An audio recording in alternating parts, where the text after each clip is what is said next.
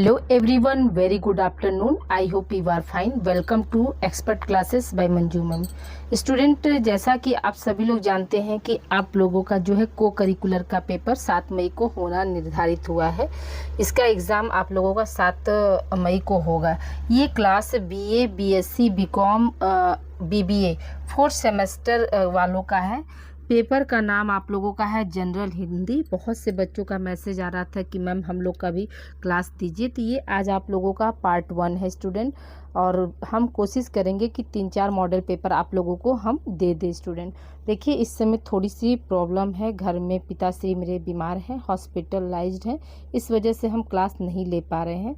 लेकिन कोशिश रहेगी कि आप लोगों को मतलब सारा एग्ज़ाम से पहले आप लोगों को क्वेश्चन का कलेक्शन हम दे दें ताकि आप लोगों का एग्ज़ाम अच्छा हो सके। तो देखिए, पहला क्वेश्चन है आप लोगों का कि वर्णमाला किसे कहेंगे। ठीक है, वर्णमाला जो है किसे कहते हैं या वर्णमाला क्या होता है, इस तरह से भी आ सकता है। तो देखिए, पहला ऑप्शन क्या दिया है, शब्द समूह को। दूसरा ऑप्शन है वर्णों के संकलन को। तीसरा ऑप्शन है शब्द गणना को। और चौथा ऑप्शन है वर्णों के व्यवस्थित समूह को। तो देखिए स्टूडेंट, वर्णमाला जो होता है वो क्या है, आपका वर्णों के व्यवस्थित समूह को हम वर्णमाला कहते हैं, यानी आपका चौथा ऑप्शन सही हो जाएगा। अगले प्रश्न की ओर बढ़ते हैं। अगला प्रश्न है हमारा कि भाषा की सबसे छोटी इकाई कौन सी होती है। पहला ऑप्शन क्या है, आपका शब्द है। दूसरा ऑप्शन है व्यंजन। तीसरा ऑप्शन है वर्ण। चौथा ऑप्शन है स्वर। तो यहाँ पर क्या हो जाएगा, भाषा की सबसे छोटी इकाई क्या होती है, आपके जो है वर्ण होते हैं। अगले प्रश्न की ओर बढ़ते हैं। अगला प्रश्न हमारा क्या है, हिंदी वर्णमाला में कितने वर्ण होते हैं, बने वर्णों की संख्या कितनी होती है, ये आपको क्वेश्चन पूछ रहा है। ठीक है, पहला ऑप्शन क्या है 52, दूसरा ऑप्शन है 53, तीसरा ऑप्शन है आपका 54 और चौथा ऑप्शन है 50। यहाँ पे क्या हो जाएगा, हिंदी वर्णमाला में वर्णों की संख्या कितनी होती है स्टूडेंट, तो 52 यानी 52 होती है। अगले प्रश्न की ओर बढ़ते हैं। अगला प्रश्न हमारा क्या, भाषा की सबसे छोटी इकाई होती है। तो भाषा की सबसे छोटी इकाई क्या होती है, अभी आप लोगों को बताए हैं कि वर्ण होता है। भाषा की सबसे छोटी इकाई क्या होती है, आपका वर्ण होता है। अगले प्रश्न की ओर बढ़ते हैं। अगला प्रश्न हमारा क्या है, व्यंजन और स्वर के संयुक्त रूप को क्या कहते हैं, यानी जब व्यंजन और स्वर दोनों मिलते हैं तो उसको हम क्या कहते हैं, क्वेश्चन आपका ये पूछा है। तो पहला ऑप्शन है अक्षर, दूसरा ऑप्शन है ध्वनि, तीसरा ऑप्शन है वाक्य, चौथा ऑप्शन है इनमें से कोई नहीं। तो यहाँ पे क्या हो जाएगा स्टूडेंट, आपका जो है अक्षर। जब व्यंजन और स्वर दोनों संयुक्त रूप से मिलते हैं तो उसको हम क्या बोलते हैं, अक्षर बोलते हैं। अगले प्रश्न की ओर बढ़ते हैं। अगला प्रश्न हमारा क्या है कि हिंदी भाषा में कितने स्वर होते हैं। ठीक है, स्वरों की संख्या कितने हो, जैसे इंग्लिश भाषा में वॉवेल होते हैं तो 5 वॉवेल होते हैं, उसी तरह से हिंदी भाषा में भी स्वर होते हैं। तो स्वर कितने होते हैं, ये क्वेश्चन आपका पूछ रहा है। पहला ऑप्शन क्या है 11, दूसरा ऑप्शन है 12, तीसरा ऑप्शन है 52, चौथा ऑप्शन है 14। तो यहाँ पे क्या हो जाएगा स्टूडेंट, आपका जो है 11, पहला ऑप्शन सही हो जाएगा। अगले प्रश्न की ओर बढ़ते हैं। अगला प्रश्न हमारा क्या है, हिंदी भाषा में कितने व्यंजन हैं। हिंदी भाषा में कितने व्यंजन है, तो पहला ऑप्शन है क्या है 33, दूसरा ऑप्शन है आपका 32, तीसरा ऑप्शन है 35 और चौथा ऑप्शन है 46। तो यहाँ पे क्या हो जाएगी स्टूडेंट, हिंदी भाषा में जो व्यंजनों की संख्या क्या है, आपकी 33 है। ठीक है, वर्ण की संख्या स्वर की संख्या कितनी है, 11 है, और व्यंजन की संख्या कितनी होती है, तो 33 होती है। और दोनों का मिला देंगे तो क्या हो जाएगा, आपका 44 हो जाएगा। ठीक है, अगले प्रश्न की ओर बढ़ते हैं।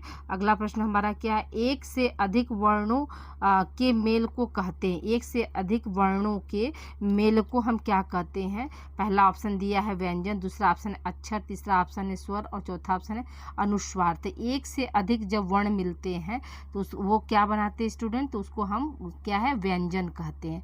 अगले प्रश्न की ओर बढ़ते हैं। अगला प्रश्न हमारा क्या है, हिंदी वर्णमाला में व्यंजनों की संख्या होती है। अभी आप लोगों को हमने बताया हिंदी वर्णमाला में व्यंजनों की संख्या कितनी होती है आपकी, तो 33 होती है। ठीक है, अगले प्रश्न की ओर बढ़ते हैं। अगला प्रश्न हमारा क्या है, जिनका उच्चारण स्वतंत्रता से होता है और जो व्यंजन के उच्चारण में सहायक होते हैं उसे हम क्या कहते हैं। जिनका उच्चारण स्वतंत्रता से यानी बिना बाधक, ठीक है, और जो व्यंजन के उच्चारण में सहायक होते हैं उसे हम क्या कहते हैं, संज्ञा कहते हैं, स्वर कहते हैं, व्यंजन कहते हैं, या इनमें से कोई नहीं। तो यहाँ पे क्या हो जाएगा स्टूडेंट, उसको हम स्वर के नाम से जानते हैं, यानी सेकेंड ऑप्शन सही हो जाएगा। अगला प्रश्न हमारा क्या है, हिंदी में ध्वनियाँ कितने प्रकार की होती हैं। हिंदी में ध्वनियाँ जो होती हैं कितने प्रकार की होती है, क्वेश्चन आपका पूछा है 2 प्रकार, 3 प्रकार, 4 प्रकार, 5, कोई नहीं। तो यहाँ पे क्या हो जाएगा स्टूडेंट, हिंदी में जो ध्वनियाँ होती हैं वो क्या होती हैं, आपके 2 प्रकार की होती है। स्वर और व्यंजन। ठीक है, ये ध्वनियाँ किसको कहते हैं? स्वर और व्यंजन को हम ध्वनि कहते हैं। ठीक है, अगले प्रश्न की ओर बढ़ते हैं। अगला प्रश्न हमारा क्या? वर्णमाला में स्पर्श व्यंजनों की संख्या होती है, कितनी संख्या होती है स्पर्श व्यंजनों की? पहला ऑप्शन है 25, दूसरा ऑप्शन है 52, तीसरा ऑप्शन है 32, चौथा ऑप्शन है 23। यहाँ पे क्या हो जाएगा स्टूडेंट? आपका जो है हिंदी वर्णमाला में व्यंजनों की संख्या कितनी होती है? तो याद रखिएगा कि 25 होती है, यानी पहला ऑप्शन सही हो जाएगा। अगले प्रश्न की ओर बढ़ते हैं। अगला प्रश्न हमारा क्या है? भाषा की सार्थक लघुत्तम इकाई किसे माना जाता है? शब्द को, वर्ण को, अर्थ को, इनमें से कोई नहीं। तो यहाँ पे क्या हो जाएगा स्टूडेंट कि भाषा की सार्थक लघुत्तम इकाई क्या होती है? आपके शब्द होते हैं। अगले प्रश्न की ओर बढ़ते हैं। अगला प्रश्न हमारा क्या है कि लिपि चिन्हों के क्रमबद्ध समूह को हम क्या कहते हैं? अक्षर कहते हैं, वर्ण कहते हैं, वर्णमाला कहते हैं, वर्ण समूह कहते हैं। तो याद रखिएगा लिपि चिन्हों के क्रमबद्ध समूह को हम क्या है, किस नाम से जानते हैं? वर्णमाला के नाम से जानते हैं। अगले प्रश्न की ओर बढ़ते हैं। अगला प्रश्न हमारा क्या? वर्णों के समुदाय को हम क्या कहते हैं? वर्णों के समुदाय को हम किस नाम से जानते हैं स्टूडेंट? याद रखिएगा कि वर्णमाला के नाम से हम जानते हैं। अगले प्रश्न की ओर बढ़ते हैं। अगला प्रश्न हमारा क्या है कि शब्द की सबसे छोटी इकाई क्या कहलाती है? स्वर कहलाती है, व्यंजन कहलाती है, वर्ण कहलाती है, अनुस्वार कहलाती है। तो यहाँ पे क्या हो जाए? शब्द की सबसे छोटी इकाई क्या कहलाती है? हमारी वर्ण कहलाती है। स्टूडेंट देखिए, आप लोगों को जनरल हिंदी में पर्यायवाची है। ठीक है, क्या क्या आप लोगों को पढ़ना है? तो याद रखिएगा कि आपको जो है विलोम शब्द पढ़ना है स्टूडेंट। ठीक है, विलोम शब्द पढ़ना है, पर्यायवाची पढ़ना है आपको। ठीक है, क्या है? पर्यायवाची शब्द पढ़ना है, पर्यायवाची शब्द है। और फिर आपका क्या है? अनेक शब्दों के लिए एक शब्द होगा। ठीक है, समानार्थक शब्द पढ़ना है, लोकोक्तियाँ पढ़ने हैं, मुहावरे पढ़ने, तत्सम और तद्भव पढ़ने, संज्ञा है, सर्वनाम है, ये सब विशेषण, सब कुछ हमको जितना भी ग्रामर में सब आता है स्टूडेंट, सब कुछ इसमें हम पढ़ना। तो आज आप लोगों को हम जो है वर्णमाला से लिए हैं, कुछ क्वेश्चन जो है आपके संधि से, कुछ क्वेश्चन जो है समास से हैं। ठीक है, अगला प्रश्न हमारा देखिए क्या है कि निम्न में से दीर्घ स्वर है, दीर्घ स्वर किसे कहते हैं? पहला ऑप्शन क्या है? बड़ी ई, दूसरा ऑप्शन छोटी ई, तीसरा ऑप्शन है ए और चौथा ऑप्शन है ऐ। यहाँ पे क्या हो जाएगा? दीर्घ स्वर कहते हैं। अगले प्रश्न की ओर बढ़ते हैं। अगला प्रश्न हमारा क्या है? निम्नलिखित में से कौन सा मूल दीर्घ स्वर नहीं है? ठीक है, नहीं है शब्द पर विशेष ध्यान दीजिएगा। पहला ऑप्शन क्या है? आ, दूसरा ऑप्शन है ई, तीसरा ऑप्शन है ओ और चौथा ऑप्शन है ओ। आपका ओ जो है वो क्या है? मूल दीर्घ स्वर नहीं है। ठीक है, अगले प्रश्न की ओर बढ़ते हैं। अगला प्रश्न हमारा क्या है? हिंदी भाषा में ह्रस्व स्वरों की संख्या कितनी होती है? यहाँ पर क्या हो जाएगा? इसका आंसर क्या हो जाएगा? आपका 4 है। ठीक है, हिंदी भाषा में ह्रस्व स्वरों की संख्या कितनी होती है? तो याद रखिएगा कि इसका 4 आंसर हो जाएगा। अगले प्रश्न की ओर बढ़ते हैं। अगला प्रश्न हमारा क्या है कि किस के उच्चारण दीर्घ स्वर से भी अधिक समय लगता है? यानी ऐसा कौन सा स्वर जिसमें में जो है मतलब स्वर से पहला ऑप्शन क्या है आपका? दूसरा ऑप्शन है प्लुत, तीसरा ऑप्शन है अनुशासिक और चौथा ऑप्शन अनुनासिक और चौथा ऑप्शन है उपयुक्त में से कोई नहीं। तो यहाँ पे क्या हो जाएगा स्टूडेंट? इस प्रश्न का आंसर क्या हो जाएगा? प्लुत हो जाएगा। ठीक है, अब देखिए यहाँ पर संधि स्वर जो होते हैं कितने तरह मतलब होते हैं। तो यहाँ पे देखिए दीर्घ स्वर में सबसे अधिक किसका लगेगा? तो प्लुत में लगेगा। अब देखिए प्लुत स्वर होता क्या है, तो उसके बारे में भी हम नोट करके यहाँ पर दे दिए हैं आप लोगों को, ताकि मतलब आपको पढ़ने में और उसको समझने में जो है दिक्कत ना हो। तो देखिए क्या है? तो देखिए यहाँ पे क्या है कि प्लुत स्वर जो होता है संस्कृत भाषा में होते हैं। ठीक है, हिंदी भाषा में नहीं, यानी हिंदी से उसका कुछ लेना देना नहीं है, वो क्या है? संस्कृत भाषा में। मात्रा के आधार पर हिंदी में किसी भी स्वर के उच्चारण में ह्रस्व का कितना समय लगे उसे प्लुत स्वर कहते हैं। इनके लिए 3 अंक लगाया जाता है, जैसे ओम। संस्कृत भाषा में आप देखते होंगे ना, अभी भी आप देखते होंगे पंडित लोग लिखते हैं तो ऐसे ओम लिखते हैं, इस तरह से ओ लिखकर फिर 3 बना देंगे, फिर म लिखेंगे। इसी को क्या बोलते हैं? ओम बोलते हैं। ठीक है, तो याद रखिएगा कि मतलब अब क्वेश्चन यहाँ पर ऐसे भी बन सकता है स्टूडेंट कि ऐसा कौन सा जो है स्वर है जिसमें 3 अंकों को लगाया जाता है। ऐसे पूछ सकता है कि ऐसा कौन सा स्वर है जिसमें जो है 3 अंकों को लगाते हैं। तो याद रखिएगा कि प्लुत स्वर है, जो कि 3, जिसमें क्या होता है 3 अंकों को हम लगाते हैं। अगले प्रश्न की ओर बढ़ते हैं। अगला प्रश्न हमारा क्या? मध्य स्वर कहते हैं। मध्य स्वर किसको कहते हैं? पहला ऑप्शन है छोटा ऊ, दूसरा ऑप्शन है बड़ी ई, तीसरा ऑप्शन छोटी और चौथा ऑप्शन है अ। तो याद रखिएगा कि मध्य स्वर क्या है? आपका अ है, यानी चौथा ऑप्शन सही हो जाएगा। अगले प्रश्न की ओर बढ़ते हैं। अगला प्रश्न क्या है? स्वर ध्वनि के प्रकार है। स्वर ध्वनि के कौन कौन से प्रकार होते हैं? पहला ऑप्शन है दीर्घ, दूसरा ऑप्शन है प्लुत, तीसरा ऑप्शन है ह्रस्व और चौथा ऑप्शन उपरुक्त सभी। तो यहाँ पे क्या हो जाएगा स्टूडेंट? आपका उपरुक्त सभी वाला ऑप्शन यहाँ पे सही हो जाएगा। अगले प्रश्न की ओर बढ़ते हैं। अगला प्रश्न हमारा क्या? देखिए शुद्ध और अशुद्ध वर्तनी। अब देखिए शुद्ध वर्तनी में क्या होता है? देखिए आप लोग ना शुद्ध वर्तनी में ये सब देख लीजिएगा कि मात्रा के आधार पर मतलब कहाँ कहाँ कैसे शुद्ध है, ये सब थोड़ा थोड़ा पढ़ते रहिएगा। और बाकी सब नहीं हुआ तो हम आप लोगों को मतलब बुक का फोटो खींच कर सोच रहे हैं कि एक दिन आपको शुद्ध वर्तनी विलोम ये सब पढ़ा दे। बुक से टाइप करने में समय लग रहा है स्टूडेंट, तो अगर आप लोग जैसा मैसेज करेंगे तो उसके आधार पर जो है बुक का ही 2 पेज में 2-3 पेज में मतलब हर टॉपिक का 1-1 पेज करके है, तो आप लोगों को हर टॉपिक का मतलब आप लोगों को दे देंगे हम, ताकि आप लोग वहाँ से पढ़ सके। अब देखिए यहाँ पे क्या दिया है क्वेश्चन, देखिए क्या है? अशुद्ध वर्तनी का चयन कीजिए, यानी कौन सा इसमें जो है अशुद्ध वर्तनी है। देखिए साधु, तो साधु तो सही लिखा है, शून्य भी हम ऐसे लिखते हैं, सांसारिक भी लिखते हैं, ये भी सही है। लेकिन अशुद्ध में क्या है? ये अशुद्ध में आपका हस्ताक्षेप है। यहाँ पर क्या है? इसका शुद्ध रूप क्या हो सकता है स्टूडेंट? इसको हम शुद्ध रूप में ऐसे लिखते हैं ना, हस्तक्षेप लिखते हैं, ऐसे लिखते हैं, हस्तक्षेप लिखते हैं। हस्ताक्षेप है तो ये क्या है? आपका अशुद्ध, यानी यहाँ पर क्या है? मात्रा का मिस्टेक है, मात्रा की गलती है, इसलिए ये इसका जो है शुद्ध रूप ये हो जाएगा और अशुद्ध वर्तनी ये हो जाएगा। ठीक है, अगले प्रश्न की ओर बढ़ते हैं। अगला प्रश्न हमारा क्या है? निम्नलिखित में से कौन सा शब्द वर्तनी की दृष्टि से शुद्ध है? अभी देखिए अशुद्ध वाला भी गया, अब क्या शुद्ध? अब देखिए एक ही शब्द को वो 4 बार दे दिया, जैसे प्रतिनिधि, पहला ऑप्शन प्रतिनिधि, दूसरा ऑप्शन प्रतिनिधि, फिर तीसरा ऑप्शन क्या? प्रतिनिधि, फिर चौथा ऑप्शन क्या? प्रतिनिधि। ठीक है, तो आप देखिए प्रतिनिधि कैसे लिखा था स्टूडेंट? तो हम सभी लोग जानते हैं कि प्रतिनिधि जो है ऐसे लिखता है, प्र त पर छोटी की मात्रा, न पर छोटी की मात्रा और ध पर छोटी की मात्रा, प्रतिनिधि। ठीक है, तो ये क्या है? हमारा शुद्ध। बाकी ये तीनों क्या है? ये तीनों जो है अशुद्ध वर्तनी है, तो इसलिए यहाँ पे क्या हो जाएगा? आपका पहला ऑप्शन यहाँ पे सही हो जाएगा। अगले प्रश्न की ओर बढ़ते हैं। अगला प्रश्न क्या है?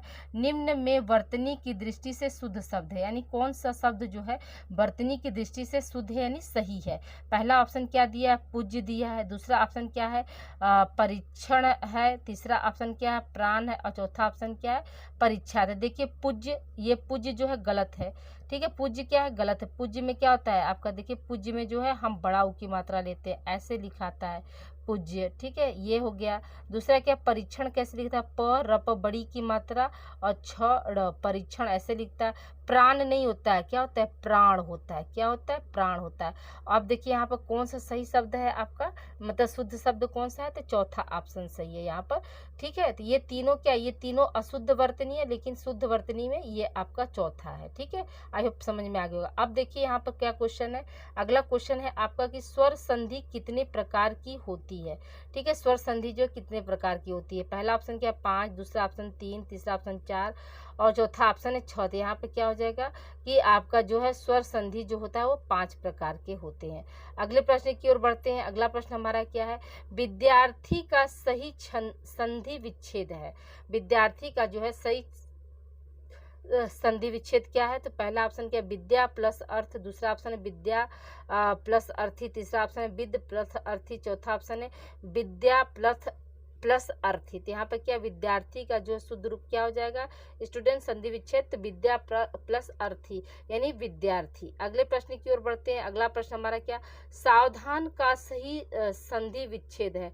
तो पहला ऑप्शन क्या है 100 प्लस धान, दूसरा ऑप्शन है 100 प्लस धान, तीसरा ऑप्शन 100 प्लस अवधान, और चौथा ऑप्शन 100 प्लस वधान। तो यहाँ पे क्या हो जाएगा आपका सावधान का जो है सही विच्छेद क्या हो जाएगा 100 प्लस अवधान सावधान। अगले प्रश्न की ओर बढ़ते हैं। अगला प्रश्न हमारा क्या है, महर्षि का संधि विच्छेद है। महर्षि का संधि विच्छेद क्या है, ये एग्जामिनर का से फेवरेट क्वेश्चन होता है, आप लोग बचपन से देते आ रहे होंगे, तो हमेशा क्या महर्षि ये सब पूछता रहता है। तो देखिए महर्षि का संधि विच्छेद क्या हो जाएगा आपका, पहला ऑप्शन क्या है महान प्लस ऋषि, दूसरा ऑप्शन है महत प्लस ऋषि, तीसरा ऑप्शन महा प्लस ऋषि, चौथा ऑप्शन है महर प्लस ऋषि। तो यहाँ पे क्या हो जाएगा स्टूडेंट महा प्लस ऋषि महर्षि। ठीक है, अगले प्रश्न की ओर बढ़ते हैं। अगला प्रश्न हमारा क्या, संधि के भेद होते हैं। संधि के कितने भेद होते हैं स्टूडेंट, याद रखिएगा कि संधि के क्या है 3 भेद होते हैं। ठीक है, संधि के कितने भेद होते हैं, तो संधि के 3 भेद होते हैं। अगले प्रश्न की सॉरी इसी को अब देखिए हम नोट करके यहाँ पे दे दिए कि कौन कौन सा भेद जो है संधि में होता है। तो देखिए यहाँ पे क्या है कि पहले देख लीजिए संधि की परिभाषा हम देख लेते हैं। तो दो निकटवर्ती वर्णों के परस्पर मेल से जो विकार या परिवर्तन होता है उसे हम क्या बोलते हैं, संधि बोलते हैं।